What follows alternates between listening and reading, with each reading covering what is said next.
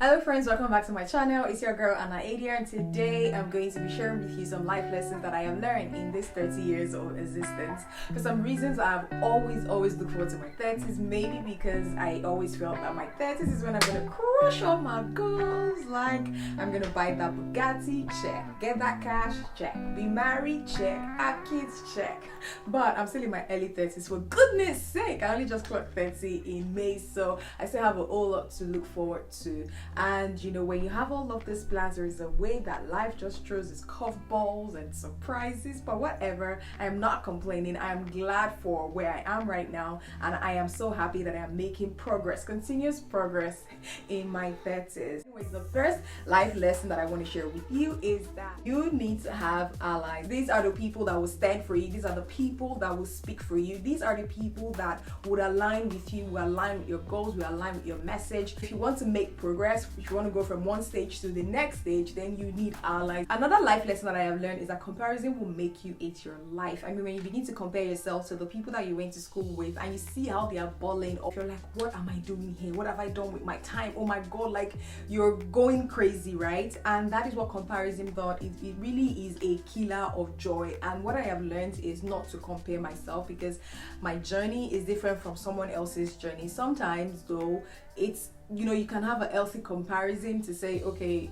me and this person, we've been working in the same organization, we get paid the same salary, and see what this person has been able to do. How did they get to that position? You may want to study them, right? And in that instance, then comparison may be healthy for you. But most of the time I have seen that people don't compare in that way. They compare like literally like, you don't have this person have this, so they must be better than you. Well, for me, I have found out that it is better to not compare, and if I must compare, it should be healthy comparison, something that will fuel me to go farther, something that will fuel me to make me work harder, and not necessarily make me feel like a failure. I mean this because the more friends you have, the more drama you need to deal with, and the more time you spend trying to manage that friendship. Real friendship takes work. So I try to not have more than 5-10 friends at any point in time, simply because I don't have the mental capacity to handle a swarm of friends. I'd rather surround myself with people that are supportive, because I know that it takes time to build friendship. Friendship includes trust, loyalty. So how many people do I want to give my loyalty to? How many people do I want to give my time to? Because even as friends, we need to support each other, right? We may be going through a tough time. So let's say you have 50 friends, and you know, at some point they're all going through a tough time and they're all coming back to you. It really takes effort, and it can kind of zap out the energy from you, right? Plus, the gossip is less, you know? If you have to think about it and say, I'm not going to regret it, I'm telling you, you're most likely going to regret it. When you want to make a decision on the spot and you're like, I don't care, I'm going to do this anyways, I don't care, you are going to care. Take it from me, you are going to care. Just wait 2 weeks from today, or 1 month, or 1 year, or 2 years, or 5 years. Yeah, don't do it. All I can tell you is dig deep.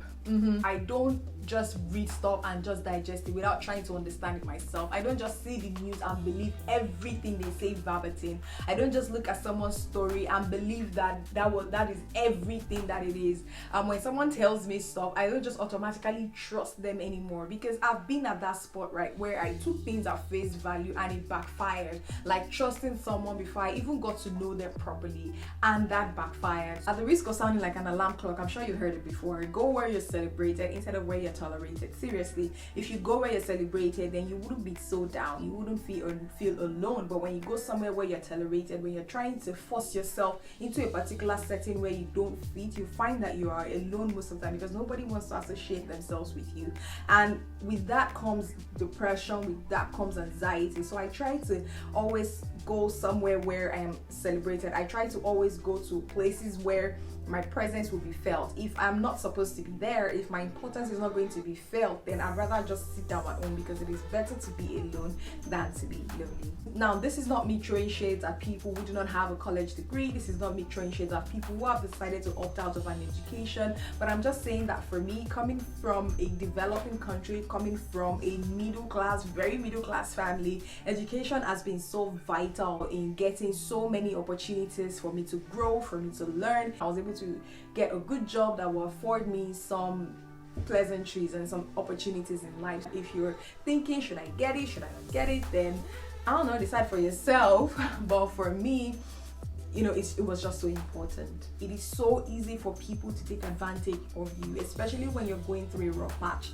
And if you've lived for 30 years, trust me, you would have gone through a couple of rough patches, and you can see for yourself that it's easy for people to take advantage, because when you're going through a rough patch, you're not exactly in the right frame of mind, right? You're doing things that you thought that you wouldn't do on the regular. You're making mistakes. You are at the mercy of people. So what I do in this instance is go back to the people that I know have my best interest at heart. That is the way that I have been able to deal with this. Up until a few years ago, I used to think that everybody loved me. I was naive like that. Naive. You have enemies. I know you don't want to hear it. And I don't mean like enemies, you know. How do I describe it now? I don't mean like enemies, but you have people that don't exactly like you. You have people that don't exactly fancy you. You have people that there is nothing that you would do that would satisfy them. You have people that are jealous of your current position. You have people that are jealous of your achievements, even if you think that the achievements that you have aren't such a big thing. But to them, it's a big deal. It's a big deal. And they're just jealous of it. You have people that just don't want you to move forward for whatever reason. You have people that maybe your success kind of triggers them, or the way you look and the way you act is similar to someone else that they hate, and for that reason they hate you. Or you are friends with people that they don't like, and so they dislike you for that. For some weird reason, you cannot satisfy everybody. You have people that don't 100% roll with you, and don't be surprised. I used to be very surprised about it. Like, but I'm so good at, you know, I'm such a good person. Why would anybody like me? But let me ask you, do you like everybody? Nope. Do you roll with everybody? Nope. So why should everybody roll with you? Period. Yep, done is better than perfectly done. See, I'm trying to say better is better than best. Girl, you're too good. Better is better than best. And that's because when you put an effort into a project and you say this is the best, you're trying to say that this is the best that you can do, and there is absolutely nothing that you can do to improve what you have done. And I don't want to ever get to that point in my life, or get to that kind of situation where I feel like the project that I'm delivering is the best, like is the very best. No, even the best produced Marvel movie, that's still not the best. There is still areas for improvement. So when I am working on personal projects or projects that will bring me money, I just ship it because I want to hear feedback. I want people to kind of contribute to my project, whether that is personal or business wise. And when they give me their feedback, then I can improve on that project. This is such a touchy subject, like don't judge. But if there is one big lesson that I have learned in my life as it is that I should not judge, because I don't know where someone is coming from. I don't know what their situation is. I don't know why they're doing what they're doing. Instead, I should put the focus on myself. And that is really hard, right? Because we're in a world where we instantly pass judgment, whether we have context or not. And I personally think that this is the reason why we have so much chaos, because people are passing judgment without even waiting for context. You know, you see something, you pass instant judgment. You see something, you pass instant judgment. Talent doesn't always equal opportunities. You can be the best in your field and still be the least relevant. This is one life lesson that really hurts me to my bones. Sometimes I think about the singers that will never be discovered. I think about the songwriters that will never be discovered. I think about the artists that will never be discovered. I think about doctors, lawyers, accountants. When you have your talent and you've developed your talent and you're waiting to be recognized, and that recognition doesn't come, it hurts. It is painful when you see people that are killing it in your field, but they are not half as better as you. and you're just wondering, what is it about these guys that gives them the relevance that they have? Why am I not that relevant in my field? It is a sad truth, but it is the truth nonetheless. Talent doesn't always equal opportunities. There are so many factors that play into the equation. There is luck, there is, being at the right place at the right time, doing the right thing, meeting the right people, being exposed to the right opportunities. There are so many factors. Know this and know peace. Okay, the last point was kind of sad, so let's move on. My next life lesson is never be idle. Every single day that you're idle, you're reducing your brain capacity. What exactly are you doing to improve your chances? What exactly are you doing to make more money? What exactly are you doing to improve yourself? And so never be idle. Always find something to do with your hands. Always find something to do with your mind. Always find something intellectual to do, or something that brings you joy. That way your life can truly have meaning. This is so true. The mindset that brought you to this level is not the same mindset that will get you to the next level. For each level that you attain in life, you need a different mindset. There was actually a time where I felt like £1 million was unachievable. I'm like, people earn £1 million? I mean, do people live in this type of houses? People drive this type of cars?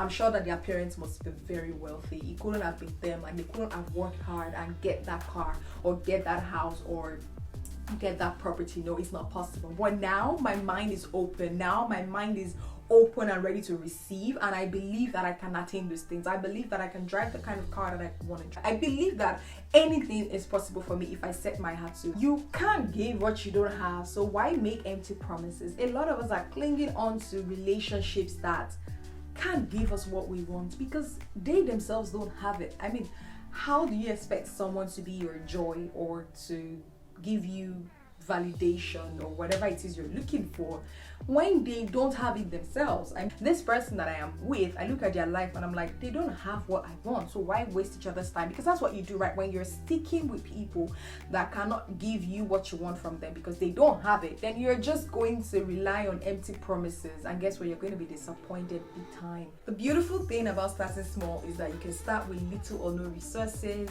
and you can make mistakes without getting so much judgment for it. I try to start small because then I can use little or no resources to test out my idea, and this has proven to be very, very reasonable for me, because if the idea fails or if I make any mistakes, then it is not blown out of proportion. Plus, I'm able to grow at my own speed, so I don't have to impress anybody. So starting small has really, really proven to be a good learning experience for me. There are bad people in this world. I know you want to believe in humanity. I know you want to have faith in humanity, and I have faith in humanity, but that doesn't change the fact that there are bad, terrible people in this world. I have a friend of mine, a tall guy, agile, strong, and he was telling me about this location that was notorious for all sorts of bad people, and he was trying to explain to me that although he's tall, he's strong, but he would never walk past that location at a certain time of the day. And I understand what he was trying to say. Having this realization that there are bad people in this world, I try to be careful with the things I say, with where I go, with what I do. I'm not trying to excuse anyone's bad behavior, but I'm trying to kind of control the things that are within my control. So if it is within my control to not go out at a certain time of the night or to not visit some places, then I'm just gonna do that. And I'm not saying that when you take all these precautions, bad things will not happen to you, but we might as well just take these precautions to reduce the probability of something bad happening. Again, this is not a defense for bad people, but I just want you to always walk with that consciousness that there are bad people in this world. As a matter of fact, soft skills has really helped me earn more in my career as a digital marketer than even my art skills. Being able to communicate properly, interpersonal skills, speaking, writing, presentation skills, these are all skills that you need to master if you hope to get to different levels in your life. One of the ways that I am practicing my soft skills is by starting this YouTube channel. I want to be a better speaker. I want to be a better presenter. I want to be natural. I want to be able to connect with people on a deeper level. So did you know that just by living your life, just by expressing yourself, just by going to work, just by being at your best, just by improving yourself. Did you know that you're inspiring someone out there to live their lives? When we think of influence, or when we think of influencers, we think of people with 10,000 followers, we think of people with 1 million followers, we think of people with 10 million followers, but that isn't what it's about. If you have 10 people around you that are inspired by the way you live, you are an influencer. But you don't even need 10 people. If you have one person looking up to you, you are an influencer. So many of us are influencers, but we have not fully come to this understanding that we are influencers. We are influencing people just by the way we live, just by the things we accept, and by the things we say no to. That is one of the major things that drives me to live my life, to live at my highest self. That is the reason why I'm not going to settle for a mediocre life. That is one of the reasons why I am going to keep doing my best, and I'm going to keep giving my best. I'm not asking you to live your life for someone else. No, I am saying that other people are inspired by the things that you do. And guess what? Because they are inspired by you, knowing that also inspires you as well. This is one of those life lessons that I wish I had started a long time ago. My life would be different right now. You need to start investing as soon as possible. I was doing the math, and I'm like, if I just had started investing this certain amount at this time, I would have made this amount of money. This one is difficult, but I'm going to try to explain it. People do change, and they do change for the better, and they can change for the worse. So it's a two-way thing. So they can change for the better, they can change for the worse. That angel that you knew, that you come to believe, that you tell all your life secrets, that person can change for the worse. And that criminal can change for the better. And when I think about this, it just makes life mysterious. Because why would a good person turn to a bad person, and a bad person turn to a good person? It's crazy, but it happens. This has taught me two things. The first is, I have a few people that I trust, right? I trust them. But what I do is, I trust them 99% of the time. I always save that 1% so that I don't feel let down, like too let down. I don't want to be too disappointed. Disappointment can lead to heartbreak. It's a real thing. It can lead to serious heartbreak that you may not even recover from. In the same vein, the second thing that I have learned is to give people a chance. Because if someone's so evil, or I don't know, evil is such a strong word, but what I mean is someone that you didn't think would be good in the sense of the word, and suddenly the person is so good and you can't even believe it. So I always give that 1% chance as well, to say there is a possibility that this person can change, just 1%. So I always try to give people a second chance. Life has handed me second chance. Life has probably given you a few second chances yourself. I mean, sometimes we try to say, oh, we are not like bad people and stuff. So yeah, you may not be bad, but it doesn't mean that you've never needed a second chance, or a third chance, or a fourth chance. So if we can get second chances and third chances and fourth chances, why can't we extend that same love to someone else and give them a second chance? However, I try to be cautious, and I always wait, because I want them to, I want their trust. You know, they have to gain back that trust. They can't just say they have changed and not try to prove anything. So they need to try to prove it in some way. When you start to speak up and show up for yourself, you may appear controversial, or forward, or confrontational. That's the word. So you may appear confrontational, but let me tell you, you have to speak up for yourself, and you have to show up for yourself, because I ain't gonna do that for you. I know it is inconvenient at times. In fact, most times it is inconvenient, because you don't want people to think that you're forward. Yeah, you don't want people to think that. You want people to think that you're gentle and you're quiet, and you just wait for them to choose you. But you can't keep waiting for someone to choose you. You have to choose yourself. You have to speak up and show up for yourself. I've been doing that for the longest time, and I am so proud of myself. In fact, it is one of the major things that I am proud of, and it's something that I will continue to do, because you have to speak up and show up for yourself. If you don't do that, nobody is going to do that for you. I know that I just spoke about showing up for yourself and speaking up for yourself, but I'm going to caveat that with pick your battles wise. There are just some things that don't deserve your attention. It's not because you don't want to speak up for yourself or show up for yourself. It is because some things don't deserve your energy. You've got so much energy that you can't afford to waste them on battles that are irrelevant. You can't afford to waste them on battles that you won't see the returns times 10. So while you speak up and show up for yourself, keep that main energy, keep that vibe, that energy for the things that would give you the best return. If you keep fighting all the tiny battles, you're going to exhaust yourself, and you don't want that.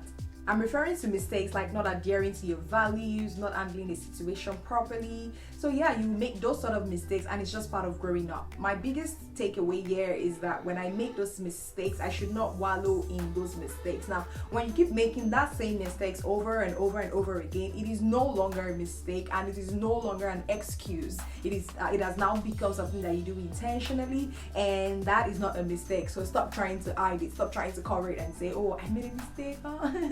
No, you did not make a mistake. You are doing it over and over again, so that is no longer a mistake, and you probably need to seek help. The final life lesson, and this has been such a vibe. I really enjoyed shooting this video, to be honest. Like, I've just been vibing with it. The final lesson that I have learned in my 30s is to stay positive. Think about it. There are only two options really. You can either stay positive or stay negative. I mean, you have nothing to lose, so you might as well stay positive. There are some goals that I haven't crossed off my list. There are still some things that I want to achieve. There are so many things that I want to achieve that I haven't achieved yet. But I'm just staying positive because I know that I'm on a journey. And this is a marathon. It's not a sprint, it's a marathon. I just need to keep going. I need to keep applying myself, and I need to stay positive. I need to, while I am on that journey, I need to think positively. I need to enjoy that journey and not endure it, and that is so important. So I'm staying positive, y'all. I hope that you are also staying positive. If you want to continue this journey with me, because I'm going to be posting much more frequently now, hit the subscribe button, like this video, share it with your friends, leave me a comment, let me know what you think about this video. What are some life lessons that you have learned so far? These are just like the major life lessons that I've learned, and I'm so glad to be sharing them with you. Thank you for sharing your time with me, and I will see you soon. Bye.